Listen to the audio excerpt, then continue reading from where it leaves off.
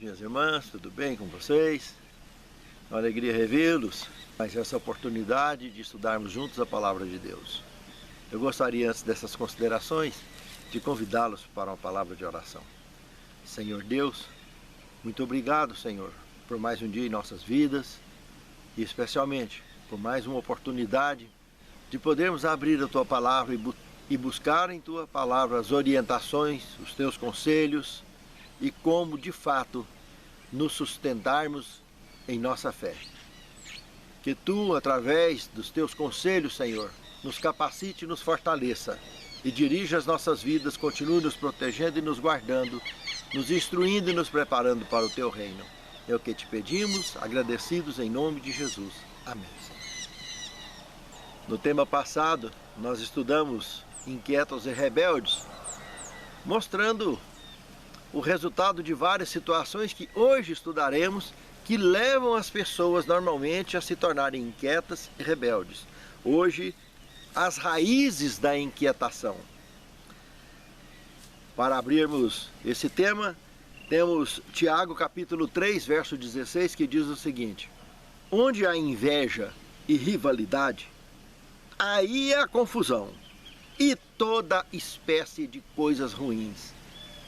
Irmãos, mas que resumo forte, que síntese forte, mostrando já de cara dois camaleões do mundo mortal, duas raízes fortes, das quais, com certeza absoluta, sem sombra ou mar de variação, a inveja é o pilão dessa grande árvore do mal. E o corpo das pessoas que, de forma ilustrada, tem essas raízes, irmãos, é como se sofressem de urticária severa, irmãos. É como se o corpo empolasse e desse coceira o tempo todo e as pessoas não conseguem mais ficar quietas e se tornam inquietas. E como o texto bíblico já abriu, nós aqui ilustramos essas duas raízes como dois grandes camaleões nas pessoas, porque as pessoas que têm inveja e que têm espírito de rivalidade, elas disfarçam, elas não se expõem abertamente. É como um camaleão, se escondem, mas na prática são invejosas e são rivais. Com tudo elas querem competirem. Para elas tudo é jogo. Tudo baseado em quê? No pilão dessa árvore do mal, a inveja. Foi a inveja que derrubou Lúcifer lá no céu. E é ela que continua derrubando todos aqueles que acariciam esse perfil extremamente severo e nocivo à fé de qualquer mortal. Pense nisso, amado irmão. Pense nisso, amado irmão. No segundo tema, Jesus traz divisão. Aqui nós vamos colocar um paralelo com 3 textos bíblicos para que possamos, de fato, entender o que o tema requer. No livro de Isaías, no capítulo 9, o verso 6, o Messias é chamado de príncipe da paz. Em um paradoxo muito profundo, nós temos Mateus capítulo 10, do verso 34 ao 39, o outro lado desse paradoxo. Jesus afirmando que eu não vim trazer paz, eu vim trazer espada. E ainda segue expondo uma série de conflitos familiares e sociais que se desencadeariam por causa desse tipo de espada que ele traria. Sabemos de cara que a palavra de Deus é a espada aguda de dois gumes, que Paulo comenta que corta até a divisão da alma. E essa é a espada de fato que traz toda essa problemática, porque tudo no mundo dos mortais está dividido entre luz e trevas. E como o livre-arbítrio que nós vivemos, e temos escolha livre de fato, quem anda na luz, o que é luz não mistura com trevas. É uma divisão sistemática, absoluta. Tal como óleo e água, não se misturam, é uma divisão. Podem estar um próximo do outro, um do lado do outro, mas não se misturam. Agora, a nossa escolha é que faz a diferença. No Evangelho de João, no capítulo 14, o verso 27, vem o terceiro texto bíblico que mata toda essa charada. Jesus diz claramente, eu vos dou a minha paz, não vou lá dou como o mundo a dá. Ou seja, ele está dizendo claramente que essa paz do mundo que tem aí, na realidade ela suprime a verdade. Porque ela oferece um conforto falso, ilusório, que mantém as pessoas no seu conforto, tranquilo, não precisa de ir para a igreja, não precisa de pregar o evangelho, não precisa de nada. E esse tipo de paz que o mundo prega, que as trevas pregam, é o que a palavra de Deus comenta, que quando disserem a paz virá repentina destruição. É uma paz repleta de conflitos, camuflado de paz, irmãos, de tranquilidade. Mas que quando se entregarem a essa crença, virá repentina destruição. E é exatamente esse tipo de paz que o mundo tem pregado. Paz à custa de bala. Pede para um país, para de guerrear com o outro, para. Aí vem, julga no tribunal da ONU, né?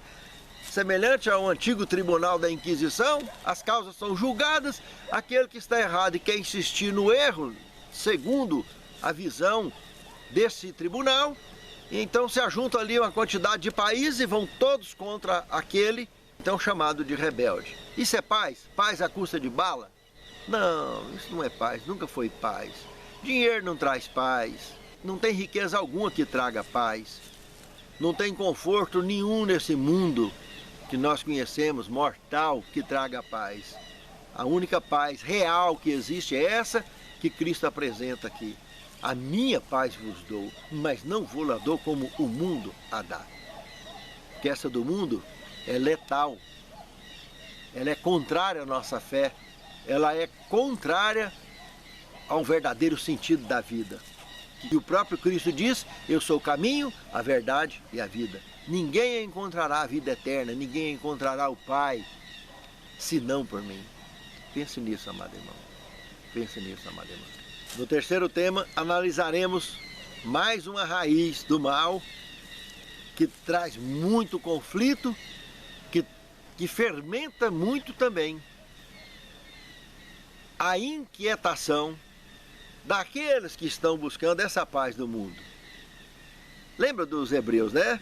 Eles vinham buscando a paz do Egito, eles não estavam buscando a paz de Cristo, estavam buscando a paz do Egito, sempre olhando para trás. E Jesus disse que aquele que pega no arado e olha para trás não é digno do reino dos céus. Egoísmo. Aqui é outra face perigosa do comportamento mundano. No Evangelho de Lucas, capítulo 12, verso 13 ao 21, tem uma simples parábola que retrata a loucura daqueles que imaginam ser dono do que possuem, que acham que é dono, que perdem de vista por completo a verdadeira estrutura nossa como seres humanos criados por Deus, que é nada mais nada menos que mordomos de Deus. Nós somos cuidadores dos bens que Deus deixou para que nós cuidemos. Seja o nosso tempo, seja o nosso templo, que é templo do Espírito Santo, seja os nossos bens, que são os tesouros, e seja os nossos talentos. Esses 4 T's compõem a vida total. E o dia que o Senhor chegar, Ele vai prestar conta desses 4 T's conosco. O templo, o tempo, os tesouros e os talentos. Cadê que eu deixei contigo? Você granjeou, melhorou ou enterrou? É mais ou menos por aí. Aí o egoísmo vai pesar na balança muito. Porque se a pessoa acariciou o egoísmo, com certeza ele nem chegou a enterrar. Mas ele pegou como se fosse dele e torrou do jeito que acha que deve. Seja o tempo, seja o talento, seja os tesouros, seja o templo. A devassidão do mundanismo, irmãos, é coisa que faz qualquer um olhar para trás e virar estátua de sal, como a mulher de Ló. Nada mais, nada menos, foi isso que aconteceu com ela. Ao invés de agir como uma mordoma do Senhor, ela agiu como se fosse a dona dos bens.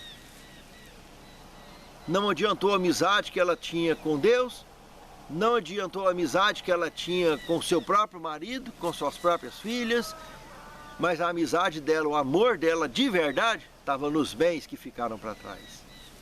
E lamentavelmente, foi o fim de sua história. Muito cedo, muito cedo. E era uma mulher jovem ainda, porque tinha 2 filhas virgens, que seguiu com o pai para fora da cidade e não olharam para trás. A parábola retratada aqui no capítulo 12 de Lucas, do verso 13 ao 21, retrata de um homem rico que imaginou o seguinte: olha, eu estou vendo que esse tanto de bens que eu tenho, esses celeiros que eu tenho aqui, não dá para acomodar essas próximas safras. Para que o meu patrimônio possa caber nos celeiros, eu vou fazer o seguinte: eu vou derrubar esses celeiros que eu tenho tudo aqui e fazer novos celeiros, celeiros enormes, gigantescos, que aí vai caber tudo. Aí eu vou poder ficar tranquilo. E aí vem a pergunta a esse homem: homem louco, hoje te pedirei a tua alma e os bens que tens, o que será de ti? Irmãos, que coisa severa. A nossa vida aí, chamada então de alma, traduzido por alma, aqui no nosso idioma. Irmãos, a nossa vida, eu costumo comparar ela com uma gota de orvalho que corre na pétala de uma rosa. Ela escorre lentamente e quando desce em direção ao solo, os raios solares secam essa gota antes dela bater no chão. Assim é rápida a nossa vida, irmãos. A ótica mortal, ela é muito severa, ela é muito rápida. Irmãos, existe uma planta do cerrado chamada pacari. Ela dá uma flor tão linda, solta, parece pendões, que ela abre assim. Mas ó, pensa numa flor linda, branquinha, as pétalas branquinhas, e sai aqueles pendões lindos na frente. Irmãos, ela dura poucos minutos, abre aquela beleza incomparável. Eu vou ficar de olho. Na hora que eu perceber uma nascendo de manhã, eu vou tentar fotografar e colocar aí nos momentos de vida no campo. Mas é muito, tem que estar andando com a câmera no carro para poder achar uma, para flagrar ela aberta. Em qualquer horário que ela abrir, são poucos minutos que ela dura aberta. Irmãos, a nossa vida é assim, irmãos. Aquela beleza toda se desprende e cai no chão, do nada. Quando nós entendemos que o Senhor é dono de tudo,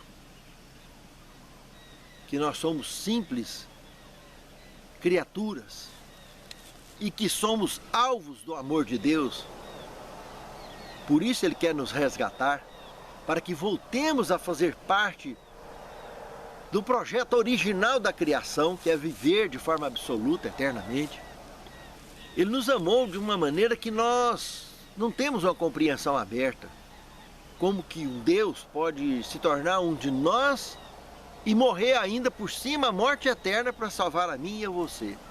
para nos livrarmos exatamente dessas raízes maléficas que esse tema está abordando, como a inveja, a rivalidade, que causam divisões severas entre luz e trevas, e agora aqui o egoísmo. É muito sério isso aqui, irmãos. Fiquem atentos, porque no quarto tema vem a ambição, outra raiz severa, perigosa, ligada intimamente com a sua irmã, o egoísmo. No Evangelho de Lucas, ainda no capítulo 22, do verso 14 ao 30, essa ambição é relatada nos evangelhos em algumas situações entre os 12 que andavam com Jesus. Pense, irmãos, o tanto que é sério o que o tema aqui está levantando. Aqueles que caminharam com Jesus, não é os que caminham pela fé hoje, aqueles que caminhavam pessoalmente, sentiam o seu toque, sentiam o seu calor, a sua presença, o poder inefável de sua voz, como um Criador, embutido em alguém que se fez um de nós. Irmãos, isso nada mudou. Nós continuamos andando com Jesus, mas se não tivermos cuidado, essas raízes, como praga, para que não tenhamos condições de andar em direção à luz. Para que sintamos conforto nessa falsa paz que o mundo dá. Mas a paz, de fato, que nos dá conforto, é a certeza da salvação, é a paz que Cristo oferece. Pensa nisso, é muito sério. No Evangelho de Mateus, no capítulo 18, do verso 1 ao 3, Jesus apresenta a única maneira de obtermos essa segurança para combatermos essas raízes do mal, para combater todas elas. Quando ele percebeu essa inquietação entre os discípulos, ele chama uma criança e coloca no meio deles e mostra para eles quem é o maior no reino de Deus. Se não vos tornardes como uma criança dessa, de maneira nenhuma entrareis no reino de Deus. Ele está mostrando ali, irmãos, que a única maneira de entrarmos no reino de Deus é se tornando convertido. Na linguagem de Pedro, é se tornando um membro da raça eleita. Raça eleita é exatamente uma pessoa convertida. É a única maneira, não tem outra forma. Se nos convertemos, nos tornamos como crianças e temos condições de caminharmos como mortais dentre os mortais, se preparando para voltarmos a sermos imortais, o projeto original da criação. Pense nisso, é muito profundo isso. Está endossado pela palavra do Deus vivo. No quinto tema, hipocrisia. Aqui outra raiz extremamente perigosa e letal. Eu diria que essa raiz aqui é o DNA do camaleão, irmãos. Porque aquele camaleão ele disfarça, mas na frente ele quer ser o que ele não é. E ele é hipócrita por isso. E essa hipocrisia acaba abrindo leque para dissimulação e um monte de outras coisas gravíssimas, como o texto de abertura desse tema comentou. Toda espécie de coisas ruins, como disse Tiago. Se fôssemos enumerar aqui, ficaríamos horas comentando das coisas ruins que surgem a partir dessas raízes do mal, começando pela inveja e alastrando por várias outras raízes altamente nocivas e perigosas. Mas essa hipocrisia também, para aqueles que estão ligados na fé, irmãos, quando eles batem o olho e percebem, eles sabem que é uma máscara caída. É um disfarce caído. Porque aqueles que estão conectados na luz, eles identificam as trevas com facilidade. Não precisa falar nada, bate o olho e sabe que está mentindo, ou que é a pessoa hipócrita, ou a pessoa torta. Irmãos, todos nós somos mortais. Todos nós somos pecadores. Superaremos essas debilidades naturais do corpo humano mortal quando o nosso Senhor aparecer nas nuvens dos céus. Ali superaremos para sempre e deixaremos para trás todo esse perfil mortal, porque voltaremos à nossa origem legítima que o Senhor nos criou. Mas podemos, pela graça de Deus, trilharmos com segurança, olhando para o nosso autor e consumador de nossa fé, o Filho do Deus vivo. Através do poder do Espírito Santo, caminhamos com força, caminhamos com firmeza e com segurança, porque temos a paz de Cristo. A hipocrisia, irmãos, é uma raiz espinhosa que sufoca até a própria planta, sufoca a própria vítima, trazendo vários outros problemas de frustrações e depressões e etc. Canalizando essa vítima a verdadeiros presságios de trevas e de dor, até que chega a ter dor física, de tanta tristeza e de tanta frustração. Imagine que esses hipócritas sufocam também todos os que estão à sua volta, se forem pessoas tão cegas quanto ele, com relação à luz e à conexão com a mesma. Por isso que no sexto tema temos eliminando a inquietação, fundamentado exatamente no Evangelho de João, capítulo 14, verso de 1 ao 6. Não se turbe o vosso coração. Credes em Deus e credes também em mim. Não sejais inquietos, né? Porque na casa de meu pai tem muitas moradas. Se não fosse assim, eu não vou, teria dito, eu vou preparar-vos lugar. E se eu for e vos preparar lugar, voltarei para vos buscar, para que onde eu estiver, estejais vós também. Essa promessa, meus irmãos, é a solução única e absoluta para todos os nossos problemas mortais, irmãos.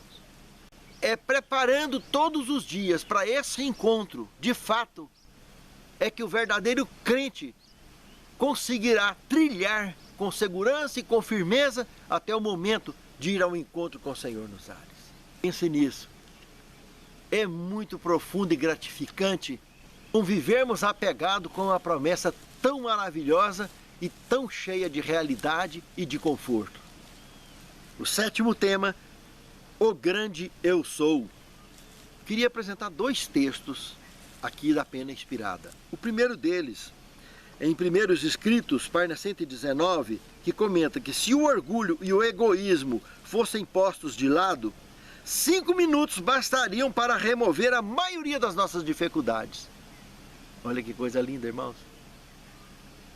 Bastaria 5 minutos se o orgulho e o egoísmo fossem colocados de lado. Bastaria 5 minutos para toda essa problemática ficar de lado. E o segundo texto está em Parábolas de Jesus, página 67 e 68, que diz o seguinte: na vida que se centraliza no eu, não pode haver crescimento e nem frutificação. Se vocês aceitaram a Cristo como Salvador pessoal, devem esquecer de si mesmos e procurar auxiliar a outros. Falem do amor de Cristo, contem de sua bondade, cumpram todo o dever que se lhes apresenta, levem sobre o coração o peso da salvação das pessoas e tentem salvar os perdidos por todos os meios possíveis. Recebendo o Espírito de Cristo, o Espírito do amor abnegado e do sacrifício por outro, vocês crescerão e produzirão frutos. As graças do Espírito amadurecerão em seu caráter, sua fé aumentará, suas convicções se aprofundarão, seu amor será mais perfeito. Mais e mais vocês refletirão a semelhança de Cristo em tudo que é puro, nobre e amável. Porque o grande eu sou disse isso. Santo Deus, dirija as nossas vidas, Senhor. Fortaleça a nossa fé e nos capacite, Senhor, a andar com a devida segurança e com o devido poder do Teu Santo Espírito, não só para vivermos o que aprendemos de Ti, mas como para ensinarmos aqueles que nos cercam. Usa-nos como instrumentos vivos nas Suas mãos, Senhor. É o que te suplicamos, agradecidos em nome de Jesus. Amém, Senhor.